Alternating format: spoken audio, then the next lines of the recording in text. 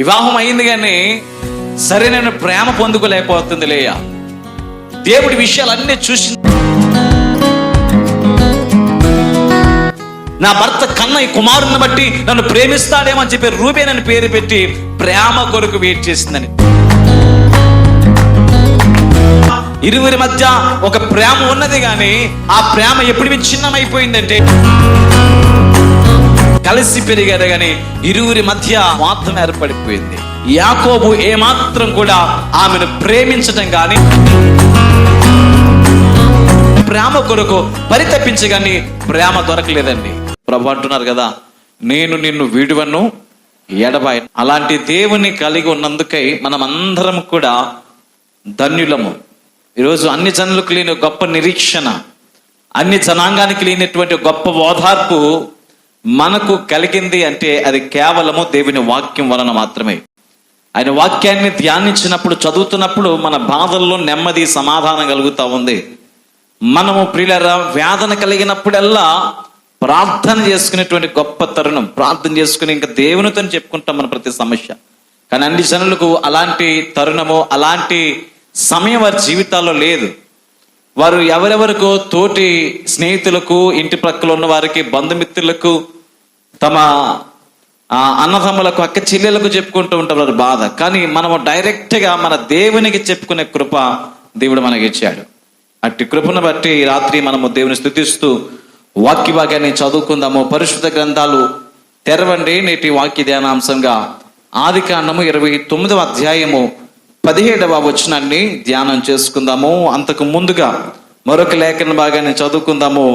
కీర్తనల గ్రంథం 113వ కీర్తన 7-8 వచనాలు చదువుకొని మనము మన వాక్య సందర్భంలోనికి వెళదాం. ప్రధానులతో, తన ప్రజల ప్రధానులతో వారిని కూర్చుండబెట్టుటకై ఆయన నేల నుండి దరిద్రులను లేవనెత్తువాడు, పెంట కుప్ప మీద నుండి బేదలను పైకెత్తువాడు.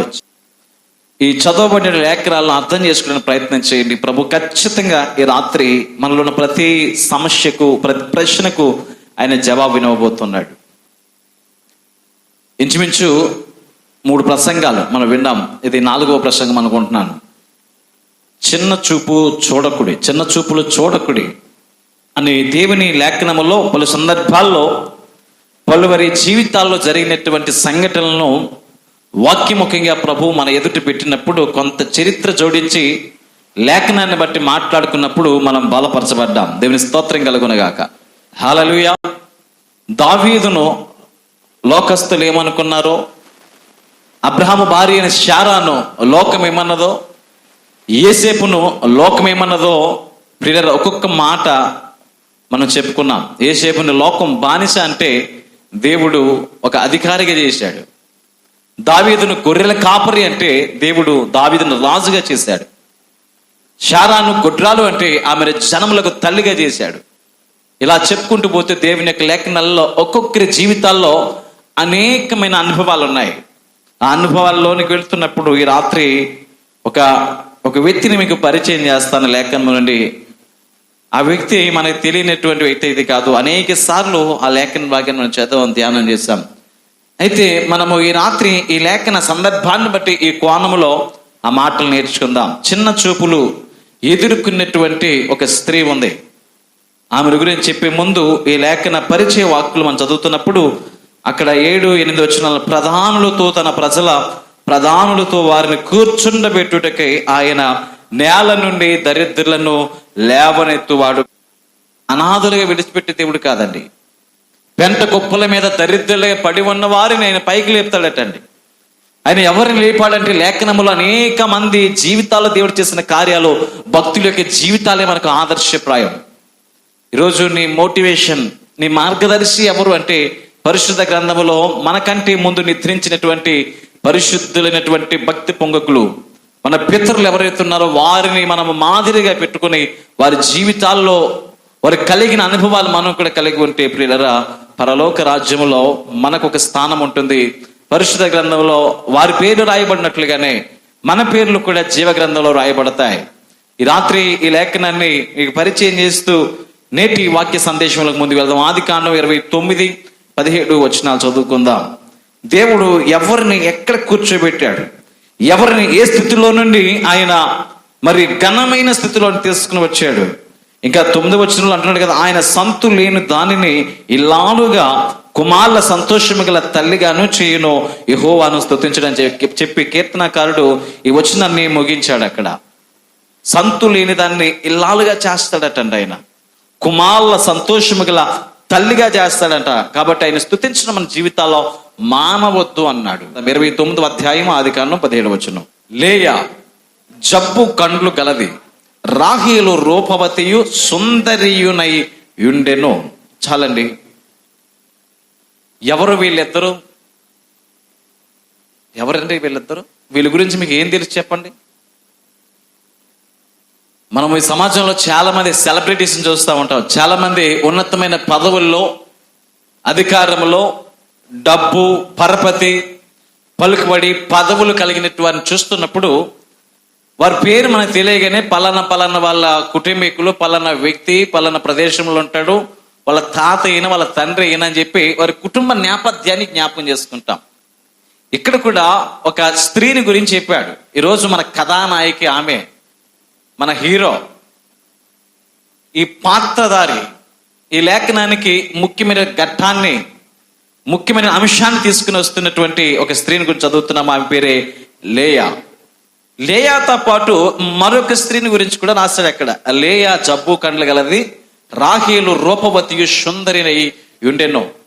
చరిత్ర చెబుతోంది, ఈ లేయా ఎవరైతే ఉన్నారో ఆమె పూర్తిగా బ్లైండ్ అయితే కాదు, పూర్తిగా అంధత్వములు ఉన్నటువంటి స్త్రీ కాదు. అయితే ఆ స్త్రీకి కేవలము తన కండ్లు మాత్రమే జబ్బు కండ్లుగా ఉన్నాయి. ఆ కళ్ళు మాత్రమే క్షీణించాయి, ఆ కనులో మాత్రమే సరైనటువంటి చూపు లేదు. కాబట్టి అక్కడ ఆమె పెట్టబడిన పేరు ఏంటంటే జబ్బు కండ్లు కలిగినది అని రాశాడండి. అందుకే యాకోబు దేని చూసి మోసపోయాడండి? అందం చూసి మోసపోయాడు. సొలొమోను రాజు అంటాడు ఒక మాట, అందము మోసకరము. సామెతల గ్రంథం 31వ అధ్యాయం మనం చదువుతాం, సౌందర్యము వ్యర్థము అని రాయబడి ఉంది. ఈ లోకంలో ప్రియులరా, అందం ఎవరికి శాశ్వతం కాదండి. ప్రారంభ దినాల్లో యవన ప్రాయంలో ఉన్నప్పుడు, కొంచెం బలంగా ఉన్నప్పుడు, కొంచెం వయసు ఉన్నప్పుడు చాలా అందంగా కనిపిస్తారు, పుష్టిగా ఉంటారు. కాబట్టి రాను రాను వయసు పెరుగుతున్నప్పుడు జుట్టు రాలిపోద్ది, ముఖం ముడతలు పడిపోతాయి, మచ్చలు వస్తాయి, శరీర సౌష్ఠవం తగ్గిపోతుంది, బలం తగ్గిపోతే మనుషులు వాలిపోతారు. ఇవన్నీ ఇలా జరుగుతున్నప్పుడు ఆ యవ్వన కాల దినాలను జ్ఞాపకం చేసుకుని, ఆ పాత కాలపు ఫోటోలు చూసుకుని మనం ఏం చేస్తాం, చాలాసార్లు మురిసిపోతూ ఉంటాం. అవునా కాదండి? మా తాత ఎంత అందంగా ఉన్నాడో, మా అమ్మ ఎంత అందంగా ఉందో. గత దినాల్లో దైవజనురాలు పాస్టమ్ గారు ప్రభు పిలుపుని అందుకుని మహిమ ప్రవేశం చేసినప్పుడు కొన్ని ఫొటోస్ మేము స్టేటస్ పెట్టేవాళ్ళం. ఆ స్టేటస్లో నాకు ఒక ఫోటో దొరికింది. అందులో పాస్టమ్ గారు ఒక బాబుని ఎత్తుకొని ఒక ఫోటోలో ఉంటారు. ఇంచుమించు ఆ ఫోటో ఒక 25 సంవత్సరాల పైబడి అవుతుంది. ఆ ఫోటో దొరికింది. ఆ ఫోటోలో చాలా గ్లామర్గా, చాలా అందంగా, పైనుంచి కింద వరకు చాలా సన్నగా స్లిమ్గా కనిపిస్తారు. ఆ బాబు ఎవరు కాదు, నేనే. ఆ పక్కన ఎత్తుకొని ఉంటుంది లాగా. అప్పుడు చూసి ఇప్పుడు ఫోటో చూస్తే వయసు పెరిగిన తర్వాత ఏమవుతాయి, ముఖ కవలికలు మారిపోతాయి, శరీరంలో బలం తగ్గిపోతాయి, మనిషి అందం కూడా విచ్ఛిన్నమైపోయిన పరిస్థితులు వస్తాయి. కాబట్టి భక్తుడు చెప్తున్న మాట ఏంటంటే సౌందర్యమో వ్యర్థం, అది శాశ్వత కాలము ఉండదని చెప్పాడు. అయితే ఈ గ్రంథకర్త ఈ పరిచయ వాక్కులు రాస్తూ వారి గురించి కథలు ముఖ్యమైన విషయాలు చెప్పడానికి ఆమెను ఎలా హైలైట్ చేస్తా ఉన్నాడంటే, ఆమె చివరాఖరికి వచ్చేసరికి ఆమె ఘనమైన స్థితిలో ఉందని నిరూపించడానికి ప్రారంభించాడు. ఆమె లేయా జబ్బు కండ్లు కలిగినది. అయితే ఆమెకు ఎవరు కాంపిటీషన్ ఎక్కువ కనిపిస్తుందట చెప్పండి? ఎవరు పోటీగా ఉన్నారు? తన తోడబుట్టినటువంటి చెల్లెలు గారు, తనతో పాటు తన తల్లి గర్భంలో ఆమె కూడా నవమాసాలు ఉండి, ఆమె కూడా తన తల్లి గర్భంలో తన రక్తాన్ని పంచుకుని పుట్టినటువంటి మరొక స్త్రీ, ఆమె పేరు రాశాడు రాహేలట. వీరిరువురి గురించి రాసినప్పుడు ఆ లాబాను ఇరువురి మీద ఒక విధమైనటువంటి ప్రేమ ఉంది. తండ్రి తన పిల్లలను ఇద్దరిని ఒకే సమదృష్టితో చూస్తాడండి. మరి ముఖ్యంగా చెప్పుకోవాలంటే ఈ లోకంలో ఏ తండ్రి అయినా ఏ తల్లి అయినా నిజమైన తల్లిదండ్రులైతే, నిజమైన ప్రేమ కలిగిన తల్లిదండ్రులైతే ప్రియులరా, ఎక్కువగా ఇంట్లో ఎవరైతే లోపభూయిష్టమైనటువంటి స్థితిలో ఉంటారో, ఎవరైతే ఎక్కువగా మరి బలహీనమైన స్థితిలో ఉంటారు, వారిని కొంచెం ఎక్కువ ప్రేమ చూపించరండి. ఇంట్లో ఉన్నటువంటి పిల్లల్లో ఎవరైనా ఒక కాలు కానీ, కన్ను కానీ, చెయ్యి కానీ ఏదైనా ఒక బలహీనత ఉంటే ఆ అణువుని బట్టి, అంగవైకల్యాన్ని బట్టి ఎక్కువ ప్రేమ వారి మీద చూపించే, వారిని ఎక్కువ ముచ్చటించి లాలన చేస్తూ వారిని ఎత్తుకుని తిరుగుతూ ఉంటారండి. అయితే ఈ తండ్రి ఇరువురి మీద ఒక విధమైన అద్భుతమైన ప్రేమను కనపరిచాడు. అయితే ఈ యాకోబు మాత్రం తను అందానికి ముగ్ధుడైపోయాడు.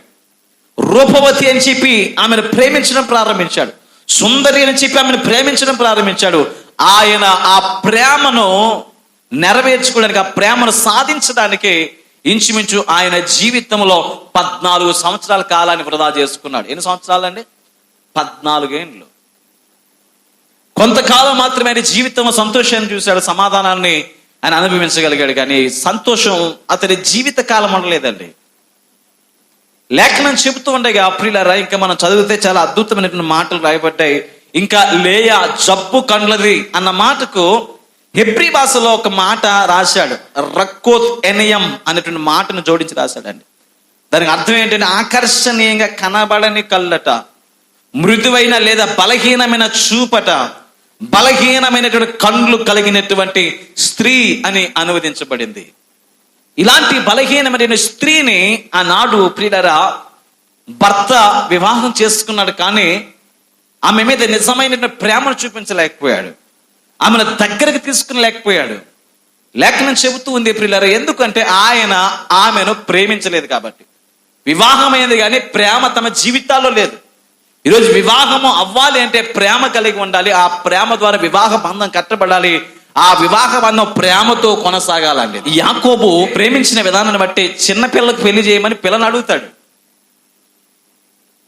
లాభాన్ని అంటాడు కదా, మా దేశ సాంప్రదాయం అది కాదు, మా ఊరి పద్ధతి అది కాదు. మీరు ఒకవేళ వివాహం చేసుకోవాలంటే అల్లుడు గారు, మొదట పెద్ద అమ్మాయికి మేము పెళ్లి చేసిన తర్వాత, పెద్ద అమ్మాయికి వివాహం అయిన తర్వాత చిన్న అమ్మాయికి పెళ్లి చేస్తాం. ఈ లోపు ఆమెకు సంబంధాలు చూడాలి కదా, ఆమెకు ఏదో ఒకటి చేయాలి. కాబట్టి నీవు 7 సంవత్సరాలు నువ్వేం చేయాలా? కొలువు చేయాలి, ప్రయాసపడాలి. 7 సంవత్సరాలు ప్రయాసపడ్డాడు. వివాహం అన్నాడు. వివాహం అన్నప్పుడు ఆయన ఏం చేశాడంటే, తన పెద్ద కూతురి మీద అదే ప్రేమ ఉంది కాబట్టి ఆమెను ఏం చేశాడంటే వివాహం చేయాలనే ఉద్దేశంతో ఏం చేశాడని, యాకోబు ఆయన మామూలుగా మోసం చేయలేదండి. ముద్దులు మేనలను మావయ్య మావయ్య అని చెప్పి 7 సంవత్సరాలు కొలువు చేసి ఇంట్లో పాలే రేపాడు, పశువులకు నీళ్లు పెట్టేవాడు, ప్రతి పని ఏది కాదని కూడా అన్నీ చేశాడు. మంద కొరకు మరొక 6 సంవత్సరాలు ప్రయాసపడ్డాడు. మరొక 7 సంవత్సరాలు, ఇంచుమించు 20 సంవత్సరాలు తన జీవితము తన మామ ఇంట్లోనే గడిచిపోయిందండి. ఆ బాధలన్నీ భరించలేక దేవుడు తనను మరలా విడిపించిన విధానాన్ని బట్టి తన మామగారి ఇల్లు విడిచిపెట్టి మరలా తన స్వాస్థ్యాన్ని తీసుకుని ఆయన బయలుదేరి వెళ్ళిపోయిన పరిస్థితుల్లో లేఖనాల్లో మనం చదువుతున్నాం ప్రియులారా. ఎప్పుడైతే ఈ లేయాకు వివాహం చేశాడో తండ్రి బాధ్యత నెరవేరిపోయింది. తండ్రి ఏమనుకున్నాడు, ఏదో ఒక వివాహం జరిగిపోతే వాళ్ళ గొడవ వదిలిపోతే ఇక పిల్లల విషయంలో చింతించాల్సినటువంటి పని లేదనుకుంటున్నాడు. పెళ్ళేది అయిపోయింది. కానీ తర్వాత మర్నాడు ఆ యొక్క ముసుగు తీసి చూస్తున్నప్పుడు అంటాడు కదా, నేను అడిగింది ఎవరిని, నువ్వు ఇచ్చింది నాకు ఎవరిని? చిన్న అమ్మాయిని అడిగితే పెద్ద అమ్మాయిని ఇచ్చావని చెప్పి గొడవ పెట్టుకున్నాడు, తగులు వెళ్ళాడు, చాలా చేశాడు. కానీ అప్పటికి చివరాఖరికి తేల్చని చెప్పి మాట ఏంటంటే, మరొక 7 సంవత్సరాలు నువ్వు ప్రయాసపడితేనే కానీ, మరొక 7 సంవత్సరాలు నువ్వు కొలువు చేస్తేనే కానీ నీకు చిన్న అమ్మాయిని ఇవ్వను అన్నాడండి. యాకోబు రోషం కలిగిన వాడు కాబట్టి మరొక 7 సంవత్సరాలు ప్రయాసపడ్డాడు. అయితే ఈ సంసార జీవితం ఎలా కొనసాగింది అంటే లేఖనంలో రాస్తాడు. కొన్ని మాటలు మనం చదువుకుందాము. పరిశుద్ధ గ్రంథం తెరచి దయచేసి 29వ అధ్యాయం 30 నుండి 35 వచనాలు చదువుకుందాం. అసలు ఆమె ఎలాంటి చిన్న చూపుకు గురైపోయింది అన్న దాని గురించి రాత్రి మనము లేఖనం చదువుతున్నాం. 30వ వచనం చదువుకుందాము. యాకోబు రాహేలును కూడెను, మరియు అతడు లేయా కంటే రాహేలును బహుగా ప్రేమించి అతనికి మరి 7 ఏండ్లు కొలువు చేసెను. లేయా ద్వేషింపబడుట యెహోవా చూచి ఆమె గర్భమును తెరిచెను, రాహేలు గుడ్రాలై ఉండెను. వివాహం అయింది కానీ సరైన ప్రేమ పొందుకోలేకపోతుంది లేయా. దేవుడి విషయాలన్నీ చూసిన తర్వాత ఈమె ఎలాగైనా తన భర్త చేత ప్రేమింపబడాలి, తన భర్త హక్కుని చేర్చబడాలని చెప్పి అదే ఆలోచనతో దేవుడు ఒక చక్కని నిర్ణయాన్ని కలిగి ఏం చేశాడంటే ఆమె గర్భాన్ని తెరిచాడట. ఆమె కుమారులను కనటం ప్రారంభిస్తా ఉంది. 32వ వచనంలో రాయబడి ఉంది, లేయా గర్భవతి కుమారుని కని యెహోవా నా శ్రమను చూచి ఉన్నాడు కనుక నా పెనిమిటి నన్ను ప్రేమించును గదా అని అనుకుని అతనికి రూబేను అను పేరు పెట్టెను. మొదటి కుమారుడు పుట్టాడు. పుట్టినప్పుడు పిల్లలు పుట్టగానే ఇంట్లో ఎలాంటి సంతోషం ఉంటుందండి చెప్పండి? ఏ పిల్ల పుట్టినా, ఆడపిల్లైనా మగపిల్లైనా, పిల్ల పుట్టగానే ఒక విధమైన సంతోషం కనిపిస్తుంది. అంటే మరొక జీవి ఈ లోకంలోకి వచ్చిందండి, మరొక వ్యక్తి ఈ లోకంలో అడుగు పెట్టాడు. తన జీవితాన్ని సుందరముగా మనతో కలిసి ఈ ప్రయాణంలో వారు కూడా ఒక సభ్యునిగా కుటుంబంలో ఒక వ్యక్తిగా చేర్చబడుతున్నాడు. కాబట్టి మనము చక్కని ఆహ్వానాన్ని మనం పలుకుతాం. అలాంటి పరిస్థితుల్లో ఆమె అనుకుందంటే యెహోవా నా యొక్క వేదన చూశాడు, నా దుఃఖాన్ని చూశాడు, నా కన్నీరు చూశాడు, నా శ్రమను చూశాడు కనుక నా పెనిమిటి ఈ కన్నటువంటి కుమారుని బట్టి నన్ను ప్రేమిస్తాడేమో అని చెప్పి రూబేను అని పేరు పెట్టిందండి. ఇశ్రాయేల్ గోత్రాలు 12 గోత్రాలు ఉన్నాయి. ఆ 12 గోత్రాల్లో ప్రముఖులైన వ్యక్తుల గురించి ఈ లేఖనంలో రాస్తూ ఆమె కన్నటువంటి కుమారులకు పెట్టబడిన పేర్ల గురించి ఇక్కడ లేఖనములో మనం చదువుతాం. ఆమె మరలా గర్భవతి అయి కుమారుని కని నేను ద్వేషింపబడిన సంగతి యెహోవా విన్నాడు గనుక నాకు దయచేసి అనుకుని అతనికి సిమ్యోను అని పేరు పెట్టెను. ఏమండి, 2వసారి మరో కుమారుడు పుట్టాడు. ఆ కుమారునికి చక్కని పేరు పెట్టింది. ఆమె మరలా గర్భవతి అయి కుమారుని కని తుదకు ఈసారి నా పెనిమిటి నాతో హత్తుకొని ఉండెను. అతనికి 3 కుమారులను కంటిని అనుకొనెను. అందుచేత అతనికి లేవి అను పేరు పెట్టెను. 3 సార్లు 3 కుమారులను కనిందండి. ఈ 3 కుమారుల విషయంలో కూడా మొదటి కుమారుని కన్నప్పుడు ఆమె అనుకున్నదంటే యెహోవా నా శ్రమ చూశాడు కనుక నా భర్త నన్ను ప్రేమించేటట్లు చేస్తున్నాడు, నా భర్త కన్న ఈ కుమారుని బట్టి నన్ను ప్రేమిస్తాడేమో అని చెప్పి రూబేన్ అని పేరు పెట్టి ప్రేమ కొరకు వెయిట్ చేసిందండి. దేనికోసం అండి? నాతో కలిసి చెప్పని మాటలు. దేనికోసం పరితపించింది? ఏమే ప్రేమ కొరకు పరితపించింది. చిన్నప్పుడు అక్క చెల్లెళ్ళ మధ్య, ఇరువురి మధ్య ఒక ప్రేమ ఉన్నది కానీ ఆ ప్రేమ ఎప్పుడు విచ్ఛిన్నమైపోయిందంటే వారు ఇరువురికి వివాహమైనప్పుడు, ఒకే వ్యక్తిని వివాహం చేసుకున్నప్పుడు కలిసి పెరిగారు కానీ ఇరువురి మధ్య ప్రియరా స్వార్థం ఏర్పడిపోయింది. ఆమె తన అక్కను అసహించుకున్నట్లుగా లేఖనం నుండి మనం చదువుతున్నాము. లేయాను ద్వేషిస్తా ఉందటండి. యెహోవా చూచి ఆమె గర్భమును తెరిచిన రాహేలు గుడ్రాలయుండెను. రాహేలు గర్భాన్ని కావాలనే దేవుడు తెరవలేదు. కావాలనే రాహేలు దేవుడు అలాగా గొడ్రిపోయినట్లుగా చేశాడండి. ఈమెను ఒక సరైనటువంటి త్రోవలో పెట్టి తన భర్తతో ఐక్యత కలిగి జీవించినట్లుగా ఘనమైన స్థితిలో ఉండేటట్లుగా ప్రభు చేస్తున్నాడు. కానీ యాకోబు ఏమాత్రం కూడా ఆయన ఆమెను ప్రేమించడం కానీ హక్కును చేర్చుకోవడం కానీ హత్తుకోవడం కానీ చేయట్లేదు. మొదటి విషయం ప్రేమ కొరకు పరితపించగాని ప్రేమ దొరకలేదండి. 2వసారి అనుకున్నదట, 2వ కుమారుని కన్నప్పుడు నేను ద్వేషింపబడిన సంగతి యెహోవా విన్నాడు గనుక ఈ ద్వేషము పోవాలి, ఈ కుమారునికి పేరు పెడతానని చెప్పి సిమ్యోన్ అని పేరు పెట్టింది. అయినా యాకోబు లేయాను ఏమాత్రం కూడా లెక్క చేయలేదు. మరొక కుమారుని కన్నది, ఆ కుమారునికి పేరు పెట్టింది. ఆమె మరలా గర్భవతి అయి ఈసారి యెహోవాను స్తుతించదని అనుకుని యోదా అను పేరు పెట్టెను. జాగ్రత్త వినండి, ఈ మాటలు కొంచెం అర్థం చేసుకోవడానికి ప్రయత్నం చేయండి. 3 కుమారులను కన్నంతసేపు కూడా, 3 పిల్లలను కన్నంతసేపు కూడా ఎవరి వైపు చూసిందండి? భర్త వైపు చూసింది. ఎవరి వైపు చూసింది? భర్త ఈ కుమారుని కన్నాను కదా, నన్ను ప్రేమిస్తాడేమో అని అనుకుంది. మరొక కుమారుని కన్నది ఈ ద్వేషం పోతుందేమో అనుకుంది. 3వ కుమారుని కన్నది నా భర్తను హత్తుకుంటాడేమో, దగ్గర తీసుకుంటాడేమో అనుకున్నది కానీ తీసుకోలేదు.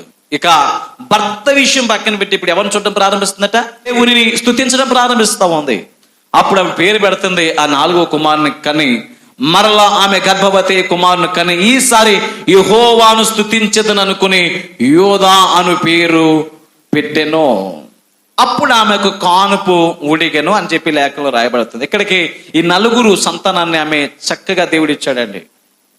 బలహీనమైన ఘట్టంగా ఉంది, జబ్బు కళ్ళు కలిగిన దానిగా ఉంది, బలహీనమైన చూపు కలిగినదా ఉంది. భర్త ఏమాత్రం కూడా ప్రేమించలేదు, అయినప్పటికీ దేవుడు ఏమాత్రం కూడా ఆమెను విడిచిపెట్టలేదటండి. అనుదినము ఆమెను బలపరుస్తున్నాడు, ప్రతి క్షణము కూడా ఆమెను ఘనపరుస్తూ ఉన్నాడండి. ఈరోజు లోకం ఎలాగ చూస్తుందంటే, పిల్లలు లేకపోతే గుడ్రాలు అనేటువంటి ఒక కఠినమైన నింద వేస్తుందండి.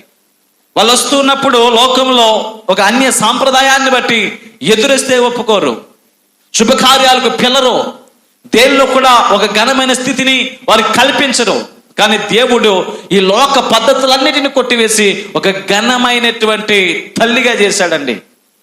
ఆమె ధన్యకరమైన జీవితాన్ని జీవించింది. దేవుణ్ణి స్తుతించదనుకుని దేవుని వైపు చూడటం ప్రారంభించిందండి. ఈయన ఎప్పుడు ఆమెను పరిపూర్ణంగా ప్రేమించడం ప్రారంభించడం తెలుసండి? ఆమె మరణ దినాల్లో, ఆమె చనిపోయిన ఆ చివరి దినాల్లో, ఆమె సమాధి చేసినప్పుడు ఆయన పరిపూర్ణమైన ప్రేమ కనపరిచాడు. చాలా మంది భూమి మీద ఉన్నప్పుడు సరైన ప్రేమ కనపరచరు. చాలా మంది ప్రియులరా మనతో ఉన్నప్పుడు వారి ప్రేమను వ్యక్తపరచలేదు, కానీ చనిపోయిన తర్వాత ప్రేమను చూపిస్తూ ఉంటారు. అలాంటి పరిస్థితుల్లో ఈ యాకోబు జీవితాన్ని కూడా మనం చదువుతున్నాం. లేఖనాన్ని ఇంకా నిశ్చితంగా పరిశీలన చేస్తే ప్రేమ తక్కువైనా గౌరవం తక్కువ కాలేదటండి. వీడికి ప్రేమ తక్కువైంది కానీ గౌరవం తక్కువగా లేదు. ఒకవేళ మనమే ఈ లోకంలో ఈ రోజుల్లో కానీ బహుశా ఉన్నట్లయితే, వాళ్ళిద్దరు కానీ ఉన్నట్లయితే, మనమే ఏదైనా ఒక శుభకార్యానికి పిలుచుకున్నప్పుడు ఇద్దరు అక్క చెల్లెళ్ళు ఇంట్లో ఉన్నారు. ఇప్పుడు మీరు వెళ్ళి ఎవరికి శుభలేఖ ఇస్తారు చెప్పండి? లేయా గారికి ఇస్తారా, రాహేలుకి ఇస్తారా? లేయాని పిలుస్తారా, రాహేలు పిలుస్తారా? ముందు ఎవరిని పిలుస్తారు? వెళ్ళి లేయాకి కార్డు చేతిలో పెట్టేసి తర్వాత మాట చెప్పాలి కాబట్టి ఎవరు చెప్తారు? వెళ్ళి రాహేలును కూడా అక్కతో పాటు నువ్వు కూడా రాయే చెల్లె, రాయే బిల్లె అని పిలుస్తాం. అవునా కదా? లోక పద్ధతిని బట్టి చూస్తే ఆమెకు ఒక ఘనమైన స్థితిని దేవుడు ఇచ్చాడండి, ఒక ఉన్నతమైన స్థితిని దేవుడు ఇచ్చాడు, ధన్యురాలు చేశాడు. అప్పటి ప్రజానికి కూడా, అప్పుడు ప్రజలు కూడా ఆమెను గౌరవించిన ప్రారంభం. ఇరుగు పొరుగు వారు వచ్చి ప్రతిదానికి లేయా రా, లేయా మా ఇంటికి రా, మా ఇంటికి భోజనాలు రా, మా ఇంటికి శుభకార్యానికి రా, మా ఇంటికి పెళ్లికి రా, మా ఇంటికి ఫంక్షన్కి రా అని చెప్పి అందరూ పిలుచుకుని పోతున్నారు లేయాని. రాహేలు మాత్రం అలాగే ఒక మూలం కూర్చొని ఉండిపోతా ఉంది, బెంగతో దిగులుతో ఉండిపోతా ఉంది. అప్పుడు దేవుడు రాహేలును కూడా జ్ఞాపకం చేసుకుని ఆమెకు కూడా పిల్లల్ని ఇచ్చినట్టుగా తర్వాత ఆ లేఖనాల్లో మనం చదువుతాం. అయితే ఈనాటి మన కథానాయకి, ఈనాటి మన పాత్రధారి లేయాని గురించి చెప్పుకుంటున్నప్పుడు, లేయా మరణ దినాలు సమీపించినప్పుడు దేవుడు అద్భుతమైనటువంటి ఒక గౌరవాన్ని ఇచ్చినట్లుగా లేఖనాల నుండి మనం చదువుతాం. ఒక లేఖన భాగాన్ని చదువుకుందాం. ఆదికాండం 49వ అధ్యాయం 31 నుండి 33 వచనాలు చదవండి. ఈరోజు నీ జీవితం ఎలా ప్రారంభమైనది అన్నదానికంటే నీ జీవితం ఎలా ముగించబడింది అన్నదే ఈరోజు ప్రాముఖ్యమైన సంగతి అండి. ఒక క్రైస్తవుడు ఎలా పుట్టాడు అన్నది కాదు కానీ తను బ్రతికిన దినాలన్నీ అద్భుతంగా బ్రతికి దేవుని కొరకు శ్రమపడి ఎలాంటి స్థితిలో చనిపోయాడు అన్నదే గొప్ప సాక్ష్యాన్ని కలుగు చేస్తుంది. అదిలాలో ప్రియుల యాకోబు ఈ మాట చెబుతున్నాడు. 31వ వచనం చదవండి. అక్కడనే వారు అబ్రహామును అతని భార్య అయిన శారాను పాతిపెట్టిరి. అక్కడనే ఇస్సాకును అతని భార్య అయిన రెబకాను పాతిపెట్టిరి. అక్కడనే నేను లేయాను పాతి పెట్టి తిని ఆ పొలమును అందులో ఉన్న గుహయు హేతు కుమారుల యొద్ద కొనబడినదని అనెను. యాకోబు తన కుమారులకు ఆజ్ఞాపించగా చాలించి మంచం మీద తన కాళ్ళు ముడుచుకుని ప్రాణము విడిచి తన స్వజనుల యొద్దకు చేర్చబడెను. కొంచెం జాగ్రత్తగా వినండి, ఈ మాటలో క్లుప్తంగా నేను వివరిస్తాను. ఈ సందర్భం ఏంటి అంటే, యాకోబు ఎవరైతే ఉన్నారో ఈ యాకోబు గారు వృద్ధాప్యానికి వచ్చేసాడు. మరణ దినాలు సమీపం అయిపోయాయి.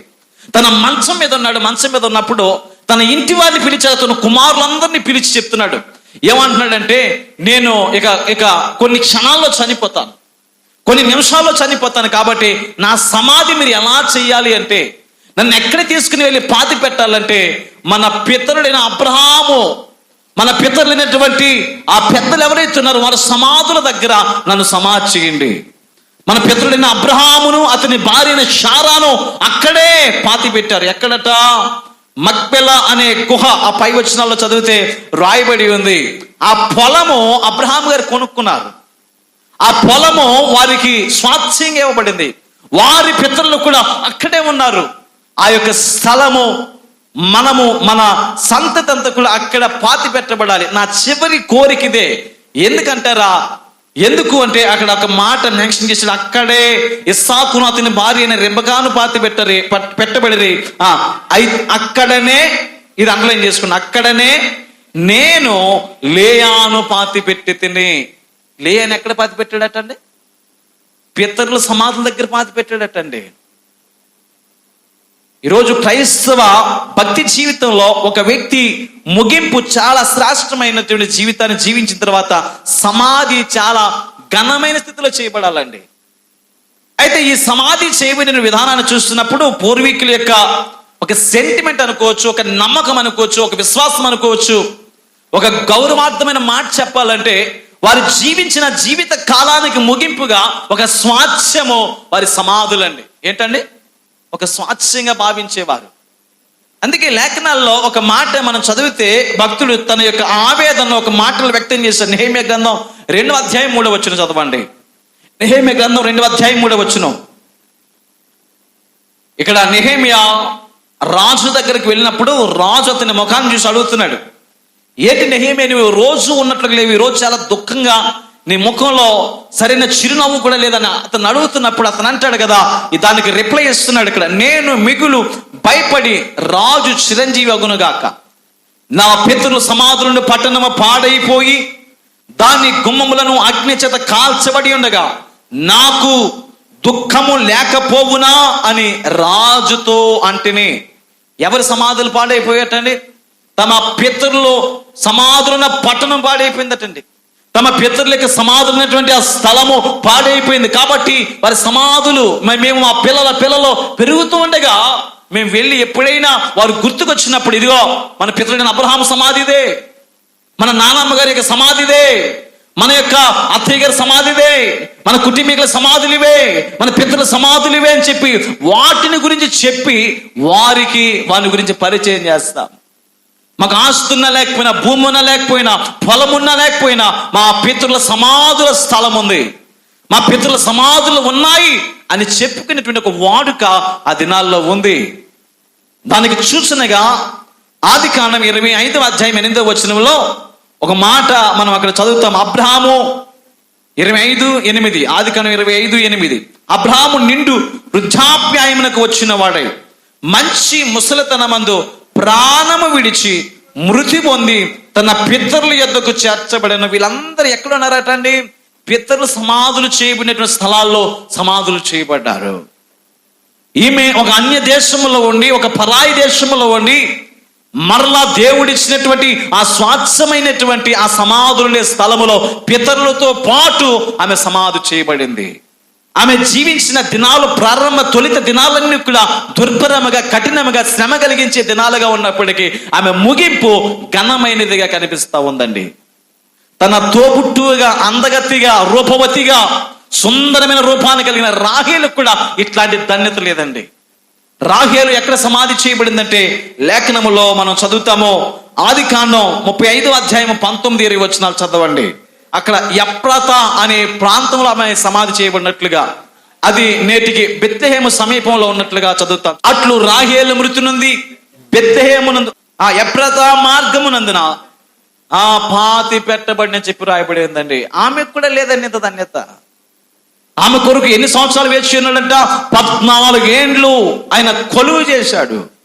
ఆమెను సంపాదించుకుని తన ఇంటి మనిషిగా చేసుకోవడానికి, తన సహచరిగా చేసుకుని, తన భార్యగా స్వీకరించడం కొరకు అంత పరితపించి ఏడ్చి కన్నీరు కాల్చినటువంటి ఈ యాకోబు ఆ రాహేలును సహితం కూడా తీసుకుని వెళ్ళి తన పితరుల యొక్క సమాధి దగ్గర పాతి పెట్టలేకపోయాడండి.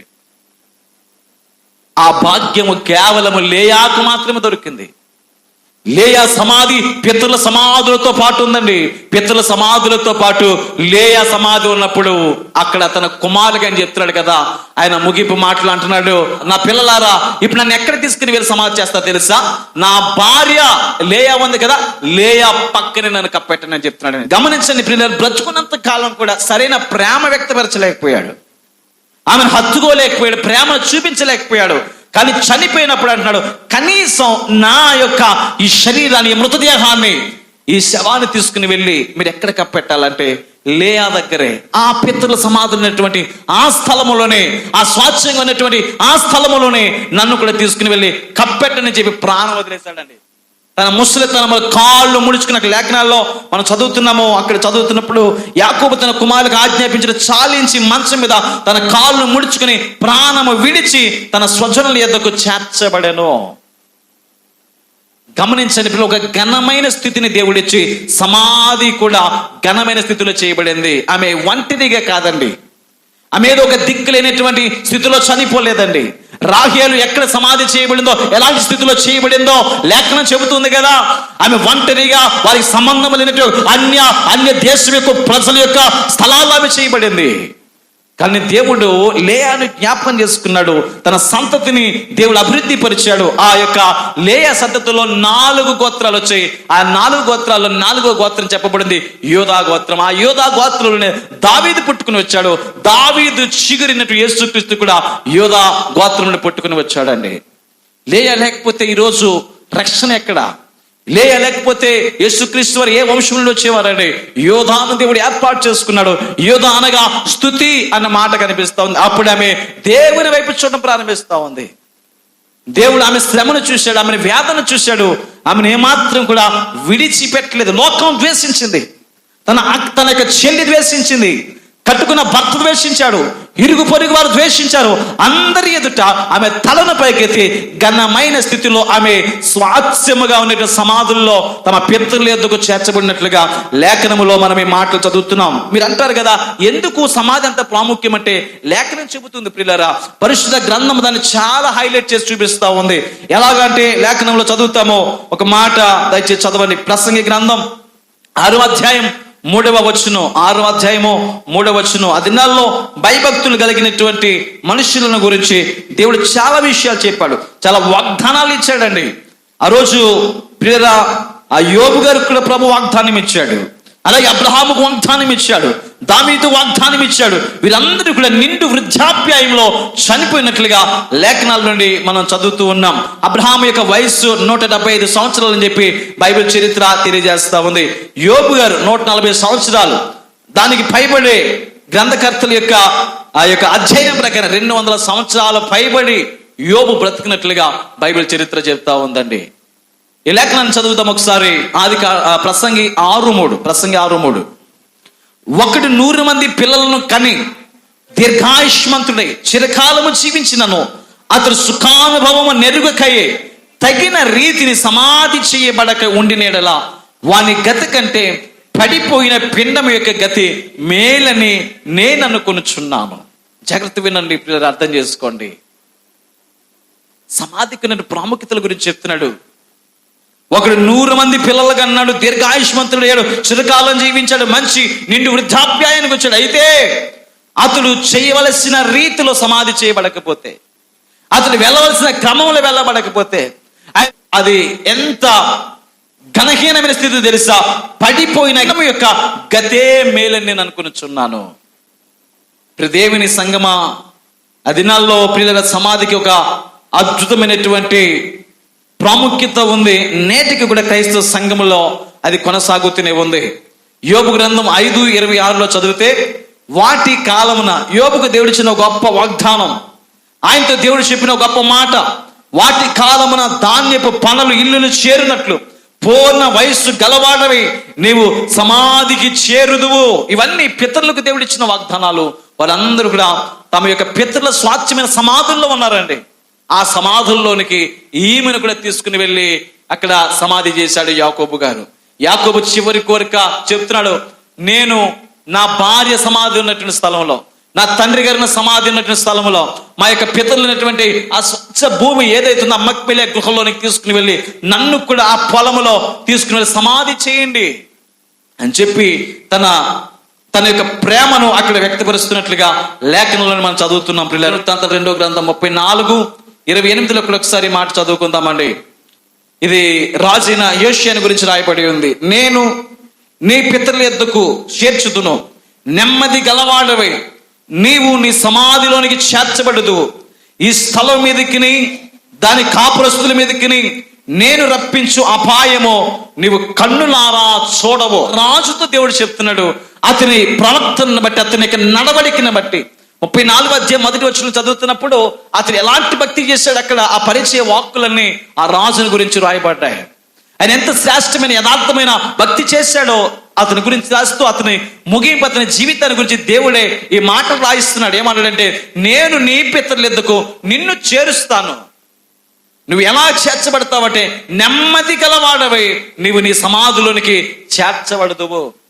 ఇలాంటి వాగ్దానం ఈరోజు బహుశా మన జీవితాల్లో లేకపోయిందేమో. ఎప్పుడు మనం కనుమరుగైపోతాం మనకి తెలియదు.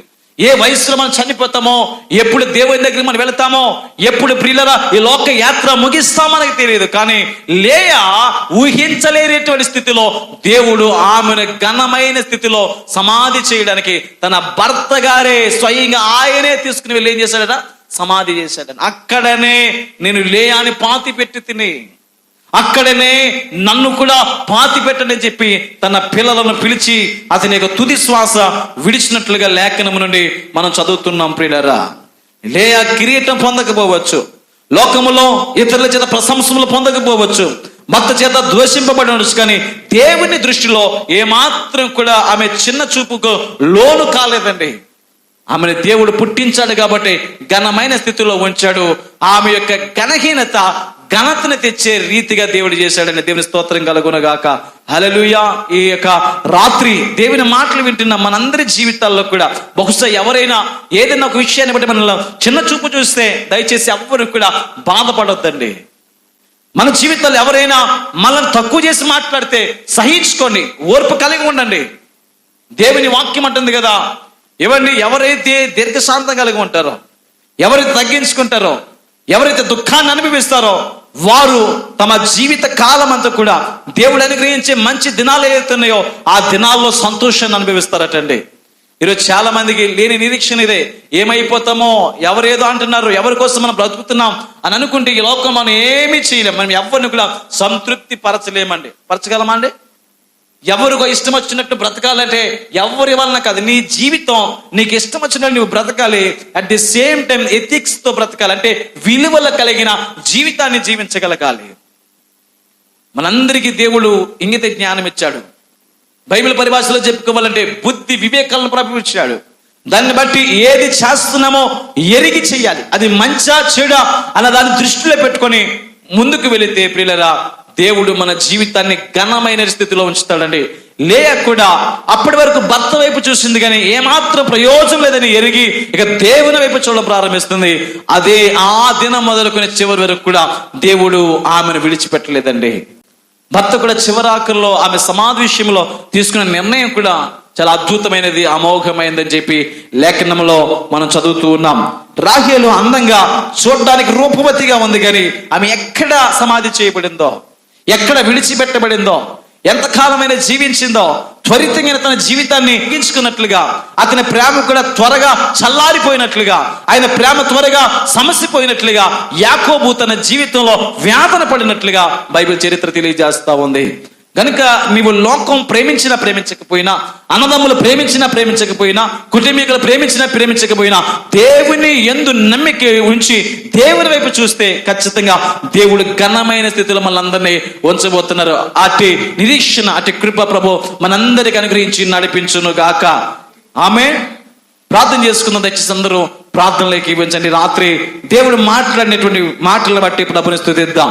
దేవుని వాక్యం చెబుతూ ఉంది, ప్రియులారా, లేయా జబ్బు కన్నులు కలిగింది, బలహీనమైన చూపు కలిగింది, లోకం ఆమెను ద్వేషించింది, తన స్వయాన సొంత రక్తం పంచుకుని పుట్టిన సహోదరి తన చెల్లెలు కూడా ద్వేషించింది, యాకోబు కూడా ఆమె అంతగా పట్టించుకోలేదు. అయినప్పటికీ దేవుడు ఆమె వేదన చూశాడు. ఆమె ద్వేషింపబడుట చూశాడు. ఆమె స్థితిని చూసి ఆమెకు ఒక గొప్ప భాగ్యాన్ని కలుగజేశాడండి. కుమారులు గల సంతోషం గల తల్లిగా చేశాడట. ఒక గొప్ప ఇల్లాలుగా చేశాడట. పితరుల యొక్క నమ్మిక ప్రకారంగా ఎవరైతే జీవిస్తున్నారో వారందరూ కూడా చనిపోయినప్పుడు పితరుల సమాధుల దగ్గర వారు కూడా సమాధి చేయబడటం వారికి ఒక గొప్ప ఘనమైన విషయం. దాన్ని దేవుడు లేయా జీవితంలో నెరవేర్చాడండి. నీకున్నటువంటి మరి బలహీనమైన పరిస్థితులను బట్టి, నేను తక్కువ చేసి చూశారేమో, నువ్వు కట్టుకునే బట్టలను బట్టి, నువ్వు చేసే పనిని బట్టి, ఉద్యోగాన్ని బట్టి, వ్యాపారాన్ని బట్టి, నువ్వు కలిగి ఉన్న ఇంటిని బట్టి, దేని విషయంలో నేను చిన్న చూపు చూస్తే నువ్వు ఇక మనిషిలో వైపు చూడదు, దేవుని వైపు చూడు. దేవుడు నీ స్థితిని మార్చబోతున్నాడు. దేవుడు నిన్ను నీ తలపైకి ఎత్తబోతున్నాడు, నేను గణపరచబోతున్నాడు. ప్రియ సహోదరి, ప్రియ సహోదరుడా, ఈరోజు దేవుని వైపు చూసిన వారందరి జీవితాలు సుందరముగా మార్చబడ్డాయి, సంతోషకరంగా మార్చబడ్డాయి, భాగ్యవంతులని పిలువబడ్డారు.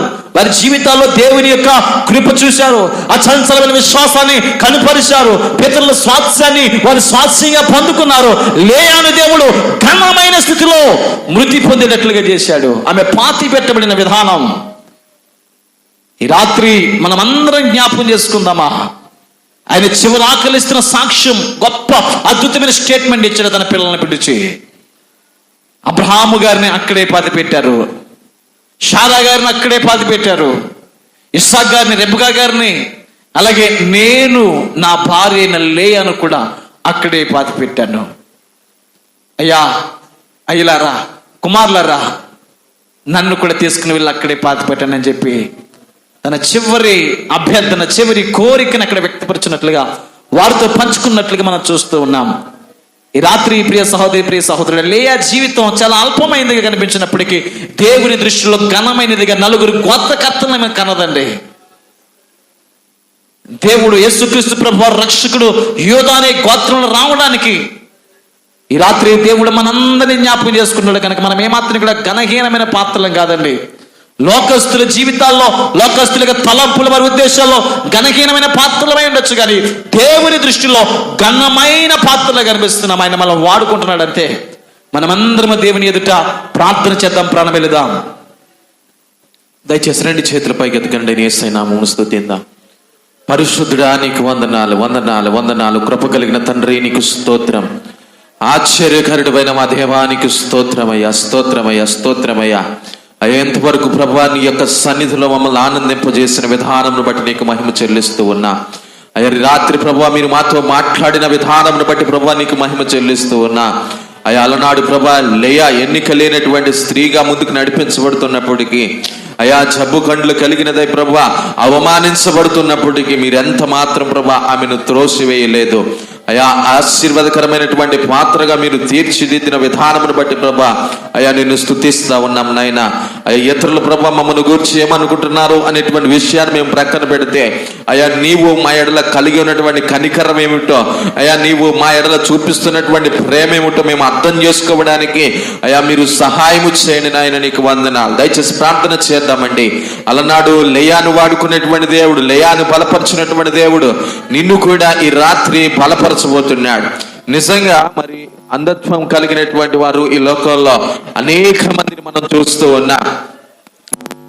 గండ్లు కలిగినదై మరి తన జీవితాన్ని కొనసాగిస్తున్నప్పటికీ అనేక మంది చేత మరి నిందలకు ఆమె గురైపోతున్నప్పటికీ నిజంగా ఆత్మీయంగా ఆమె ఏమాత్రం కూడా అంధత్వం కలిగినటువంటి స్త్రీ అయితే కానే కాదండి. దేవుడు ఆమెను చూస్తున్నాడు. ఈరోజు అనేక మంది మరి వారి యొక్క మనోనేత్రములకు మరి ఆ అపవాది చేత మరి వారు ముందుకు నడిపించబడుతున్నటువంటి పరిస్థితుల్లో వారి యొక్క మనోనేత్రములకు గుడితనము అపవాది కలుగచేయగా ఈ లోకంలో ఏది మంచో ఏది చెడో వారు గ్రహించగా ముందుకు కొనసాగిపోతున్నటువంటి అంధత్వంలో ఉన్న జబ్బు కండ్లు కలిగిన వారు అనేక మంది లోకంలో ఉన్నారు. కానీ లేయా అలాంటిది కాదంట. మరి లేయాను గురించి దేవుడు గొప్ప సాక్ష్యాన్ని ఇస్తున్నాడు. మరి ఆమె జీవితం నడిపించబడుతున్నటువంటి విధానము కూడా మరి అనేక మందికి ఆశీర్వాదకరంగా ఉన్నది. ఈ రోజు నీవు కూడా నీ యొక్క మరి నేత్రములు వెలిగింపబడినటువంటి నేత్రములుగా ఉండగలిగితే నీవు కూడా అనేక మందికి దీవెనకరంగా మార్చివేయబడబోతున్నావు. ప్రభువా నీకు స్తోత్రమయ్యా, స్తోత్రమయ్యా, స్తోత్రమయ్యా, స్తోత్రమయ్యా. అయా కృప కలిగిన తండ్రి నీకు వందనాలు వందనాలు. ఈ రాత్రి ప్రభా నీ సన్నిధానంలో కూడిన బిడ్డలందరినీ మీరు బలపరచండి నాయన. అయా లేయబలే ప్రభా నీ బిడ్డలందరూ కూడా ప్రభా అయా ఎన్నిక లేనటువంటి బిడ్డలుగా ఉన్నప్పటికీ ఎన్నిక చేయబడడానికి మీరు కృపనివ్వండి నాయన. శ్రేష్టమైనటువంటి నాయన బహుమానమును ప్రభా నీ బిడ్డలు పొందుకోవడానికి సహాయం చేయండి నాయన. నీకు స్తోత్రం స్తోత్రం. చివరిగా ప్రార్థన ఆశీర్వాదం ద్వారా కార్యక్రమాన్ని ముగించుకుందాం. మహాపరిశుద్ధుడా, సకల ఆశీర్వాదములకు కారణభూతుడమైన మా దేవానికి స్తోత్రం. అయ్యా నీ దివ్యమైనటువంటి నాయన నామమును బట్టి ప్రభా మేము ప్రార్థిస్తా ఉన్నాం. ఈ రాత్రి ప్రభా మీరు మాట్లాడినటువంటి ఆయన మాటలు బట్టి ప్రభా నీకు స్తోత్రం. అయ్యా ఎన్నిక లేని వారిని ప్రభా ఘనమైనటువంటి వ్యక్తులుగా మీరు తీర్చగలరు. ఈ లోకంలో ప్రభా ఎన్నో ప్రయాసాలు గుండా ఎన్నో ఇబ్బందులు గుండా మేము నడిపించబడుతున్నప్పుడు, అవమానములు కూడా మేము నడిపించబడుతున్నప్పుడు ప్రభు నీ దృష్టి మా మీద మీరు నిలుపుతారు. అలనాడు ఎందరో భక్తులు ప్రభు మీరు వాడుకున్నారు నాయన. అయ్యా ధన్యత లేని వారికి మీరు ధన్యతనిచ్చారు ప్రభా. అయ్యా ఎక్కడ ప్రభా అందరి చేత అణిచివేయబడిన వారిని ప్రభా మీరు గొప్పగా లేవనెత్తారు ప్రభా. అయ్యా ప్రభా సంతు లేని దాన్ని ప్రభా ఒక ఇల్లాలుగా మీరు చేసేటువంటి దేవుడు నాయన మేము నమ్ముతూ ఉన్నాం ప్రభా. అలనాడు ఇచ్చినటువంటి ఆశీర్వాదం ఇలనాడు కూడా ప్రభా మేము పొందుకోవడానికి మీరు సహాయం చేయండి. అయ్యా మరి ప్రాముఖ్యంగా నాయన ఒకటి ప్రభా తల్లి గర్భంలో అయ్యా పుట్టినది మొదలుకొని తన యొక్క జీవిత అయా ప్రయాసల ముందుకు కొనసాగుతున్నటువంటి అయా పరిస్థితులైనా సరైనటువంటి రీతిలో సమాధి చేయబడకపోతే అయా పడిపోయినటువంటి పిండము గతి మేలని ప్రభా అయా స్థలముని జ్ఞాపకం చేస్తున్నాడు. ఆ విషయాన్ని మేము కూడా జ్ఞాపకం చేసుకుంటున్నాం ప్రభా. అయా సరైనటువంటి నాయన జీవిత విధానాన్ని మేము కలిగి ఉండాలి. అలాగనే ఈ లోకంలో ప్రభా కన్ను మూసేటువంటి నాయన తరుణం కూడా మా జీవితంలో అది శ్రేష్టమైనటువంటి తరుణముగా ఉండడానికి మీరు సహాయం చేయమని మరొకసారి నేను విత్తపడినటువంటి వాక్కులు మా జీవితంలో 30దంతులుగా 60దంతులుగా 100ంతలుగా ఫలింపు చేయండి. అయ్యా కూడినటువంటి అయినా సంఘమంత్రిని జ్ఞాపకం చేసుకోండి. ప్రతి కుటుంబాన్ని బలపరచండి. బలహీనులైన బిడ్డలకు చక్కటి ఆరోగ్యాలు ఇవ్వండి నాయన. రేపటి దినము కొరకు ప్రభా బిడ్డలందరినీ మీరే సిద్ధపరచండి. అయా ప్రభు బలలో పాల్పంపులు పొందుతూ ఉండగా అయా నిందారహితముగా నిర్దోషులుగా నీతిమంతులుగా యథార్థవంతులుగా నీ బిడ్డలు ప్రభు బలలో చేయి పెట్టడానికి మీరు సహాయం చేయమని అయా రేపటి దినమున ప్రతి కుటుంబాన్ని సన్నిధానంలోనికి సమకూర్చమని అయా సమస్త మహిమ ఘనత నీకే అర్పిస్తూ ఉన్నతుడైన యేసయ్య నామమును బట్టి ప్రార్థన మనం అడిగి వేడుకొనిచున్నాము తండ్రి. ఆమేన్. యేసు రక్తమే జయం, ప్రవేశు రక్తమే జయం. ప్రవేశు నామమునకు సంపూర్ణ విజయం, అపవాద క్రియలకు అనంత నాశనము కలుగును గాక. ఆమేన్. మన తండ్రి అయిన దేవుని ప్రేమ, కుమారుడైన యేసుక్రీస్తు వారి కృప, పరిశుద్ధాత్మ దేవుని యొక్క అన్యోన్య సహవాసం కాపుదల సన్నిధి ఇక్కడ కూడినటువంటి మనకును మన యొక్క సంఘములో ఉన్న ప్రతి కుటుంబానికి సకల పరిశుద్ధులకు ఎల్లవేళలా తోడై నడిపించి ఆశీర్వదించును గాక. ఆమేన్. అందరికీ వందనాలండి.